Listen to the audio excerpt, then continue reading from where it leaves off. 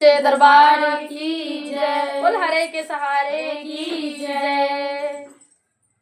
तो आज हम आपको बहुत ही प्यारा श्याम जी का भजन सुनाने जा रहे हैं, जो कि हमारी खाटू श्याम जी का भजन है। बहुत ही प्यारा है और हमारी मम्मी जी ने लिखा है। तो अगर आपको पसंद आए तो प्लीज प्लीज प्लीज कमेंट करके जरूर बताइएगा भजन आपको कैसा लगा। हमारे चैनल पे अगर नए हैं तो प्लीज कमेंट करें, शेयर करें और लाइक करें। और अगर अभी तक चैनल सब्सक्राइब नहीं कर रखा है तो जल्दी जल्दी चैनल पे जाइए और सब्सक्राइब करिए। तो चलिए सुनते हैं। जब कोई नहीं आता मेरे श्याम आते हैं,